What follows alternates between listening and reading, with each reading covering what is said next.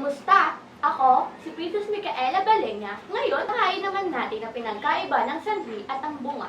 Ang sanhi, ito'y tumutukoy sa dahilan ng isang pangyayari, maaaring maipabati ang sa pamamagitan ng mga salitang kasi, ngunit, dahil, sapagkat, at palibhasa. Samantala, ang bunga naman, ito'y tumutukoy sa mga naging resulta ng sanhi. Ito ay maaaring maipabati sa pamamagitan ng mga salitang bunga nito, tuloy, kaya naman, at kung kaya. Ngayon, upang mas malaman natin at intindihin din natin ang pinagkaiba ng dalawa, bigyan naman natin ito ng mga halimbawa.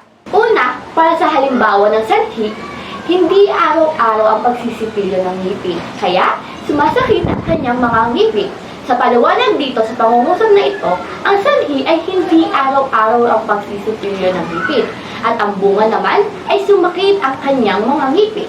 Pangalawa, araw-araw na paninigarilyo kaya siya'y nagkaroon ng sakit sa baga.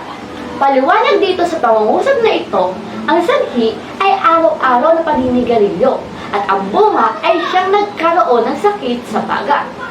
Pangatlo, sa pagkalaglag mula sa mataas na puno kaya masakit ang kanyang katawan at may bali sa braso.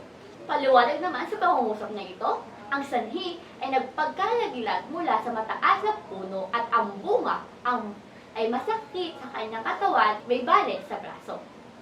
Sa mga halimbawa sa itaas, ginamit ang mga tamang salita upang mapayahayag ang sanhi at ang bunga. Sa bawat pangungusap ng mga nagpapakita ng malinaw na relasyon sa pamamagitan ng sanhi at bunga at binibigyan diin ang mga tamang pagkakagamit ng mga salitang nagpapakita ng sanhi at ang bunga. Kaya, tingnan natin kung ang bawat isa ay may matututunan ba. Magbibigay ako ng mga tanong at may mapagpipilian naman kayo at kung ano ang tamang sagot dito. Meron lamang kayong 10 segundo upang sagutan ang bawat tanong.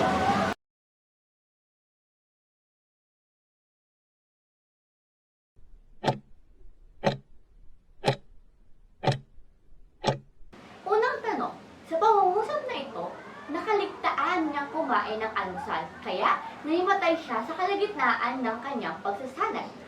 Ang tanong, nasaan ang sanhi sa pangungusap na ito? A. Kalagitnaan ng kanyang pagsasanay. B. Nahimatay siya sa kalagitnaan ng kanyang pagsasanay. C. Nakaligtaan niyang kumain ng almusal.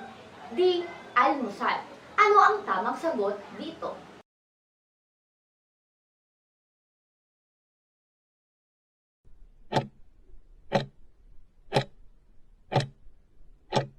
Ang tamang sagot ay nakaligtaan niya kumain ng almusal.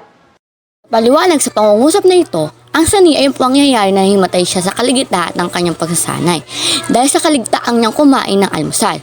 Dahil sa kakulangan ng pagkain sa umaga ay maaaring nagdulot ng pagbaksak ng blood sugar level at nagresulta sa pagkahilo at pagkahimatay. Pangalawang tanong, sa pangungusap na ito, dahil sa mabilis na pag-ikot ng kanyang ulo, nahihilo siya at tumama sa kanya ang mga kagamitan sa paligid.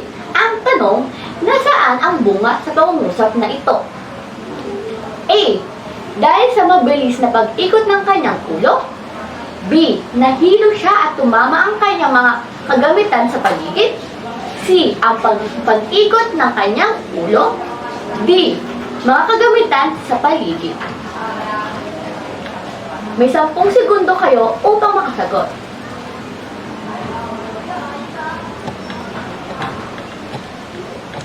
Ang tamang sagot ay B. Nahilo siya at tumama sa kanya ang mga kagamitan sa paligid.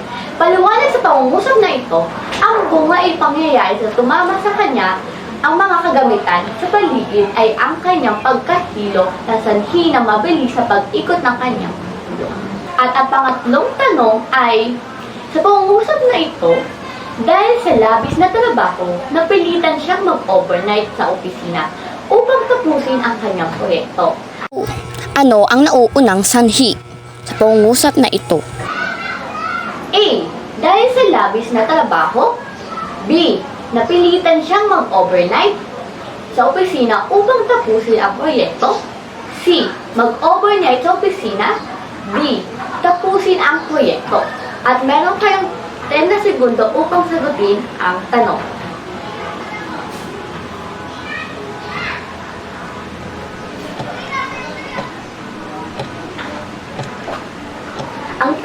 sagot ay dahil sa labis na trabaho. Paliwanag dito ay ang sanhi ang pangyayari na mag-overnight siya sa opisina upang tapusin ang proyekto at ang labis na trabaho na kailangan niyang tapusin. Pang-apat, ano ang maaaring maging bunga ng madalas sa pagka-late sa klase? A. Mas mataas na marka. B. Pagtaas ng sahod. C. Pagbaba ng grado. D. Pagkakaroon ng maraming kaibigan.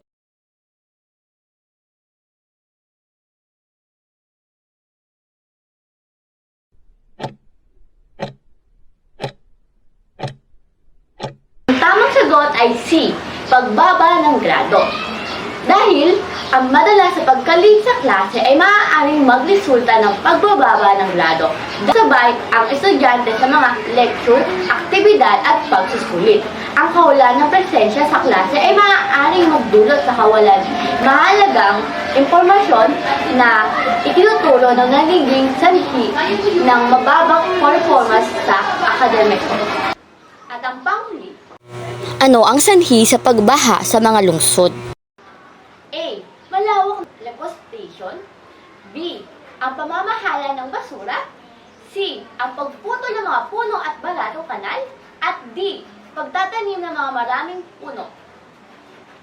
Meron kayong 10 segundo upang malaman ang sagot.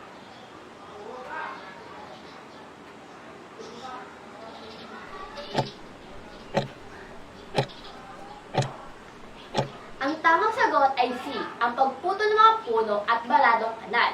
Dahil ang pagputol ng mga puno at mga baladong kanal ay pangunahing sanhi ng pagbaha ng mga lungsod. Ang mga puno ay tumutulong sa sumipsip ng mga tubig ulan, kaya't ang pagkawala nito ay nagdudulot ng mabilis na pag-agos ng tubig patungo sa mababang lugar.